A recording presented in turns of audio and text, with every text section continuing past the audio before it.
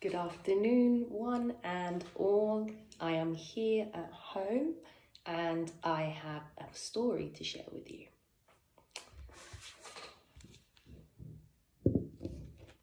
What is this story about? I'm going to give you a few seconds to have a look at the front of the book. I wonder what you predict the story will be about. Right, hold your prediction in your head. The title is called Nobot, the robot with no bottom. And it is written by Sue Hendra and Paul Linder, and that is called the author. The author is the person that writes the book. So the author is Sue Hendra and Paul Linder. And I'm going to read you the back of the book, the blurb. Meet Bernard. He's a robot with a very unusual problem. Have you ever seen a Nobot? You haven't? Then take a look inside this book. A fantastic new friend for all Sue Hendra and Paul Linder fans to fall in love with. Makes me think that there are lots of stories they've written. You can actually see all the different stories at the bottom. We're going to take a peek inside this book to see what this story is all about.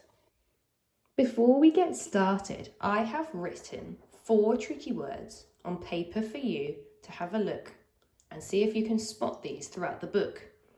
We have got have, the, you, he, have, the, you, he. Bernard the robot loved to play at the park. Whee! He swung high, high, high up to the sky.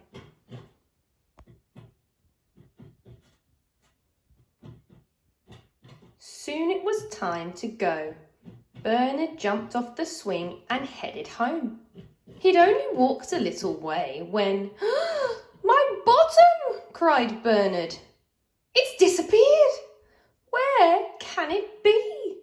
Bernard went back to the park to look, but he couldn't see his bottom anywhere. "Excuse me, Monkey," he said. "Have you seen my bottom?" Said Monkey. "I think I might have. Bird is using it. Come and see." And I wonder, can you see any of the tricky words that we said at the beginning? I can see the, and I can see he. I can see have and you, all on one page. "Hello, Bird," said Monkey. "Have you still got Bernard's bottom?" "Oops, Bernard, was that your bottom?" said Bird.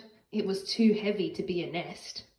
So I gave it to Bear to use in his drum kit. Let's go and get it back." "Excuse me, Bear, have you been drumming on my bottom?" asked Bernard. "Oops, Bernard, was that your bottom?" said Bear. "It made funny noises, so I couldn't use it. I don't know where it is now." "Oh," said Bernard. "Don't worry. Your bottom's got to be somewhere," said his friends kindly. And also, children, I do apologise. Someone's decided this is a good time to destroy his toy. "Look, there it is," said Monkey. "That's just Gary's hat," said Bernard. "There," said Bird. "That's just Edward's shopping basket," said Bernard. "Isn't that it?" said Bear. "No, that's just a dog's window box." Bernard was sad. "I'll never get my bottom back," he sobbed. "Come and sit down," said his friends, "and we'll think where to look next." "I can't sit down," said Bernard. "I haven't got a bottom." "I'm not a robot. I'm a Nobot." And he walked away to carry on looking. What would you say to Bernard at this point in the story? What could really help him. After a while, he arrived at the beach. He looked out to sea and saw something very familiar. There it was. "Come back," he shouted. "Come back here. You've got my bottom." But the rabbits couldn't hear him.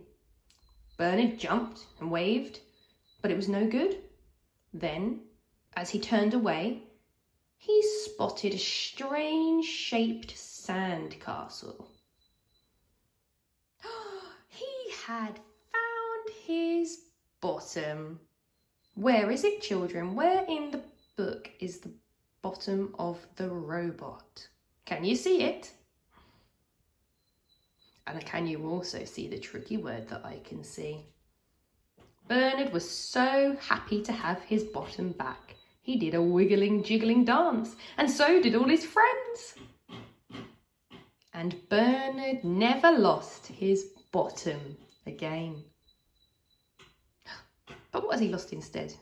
Look at that silly robot. I quite like this story for lots of reasons. It's a bit of a silly story and it makes you smile, but also it's a story about how his friends tried to help him and how they wanted to make him happy again, and I think that's something that everyone can do. I hope you enjoyed the story as much as I enjoyed telling it, and I will see you soon. Bye!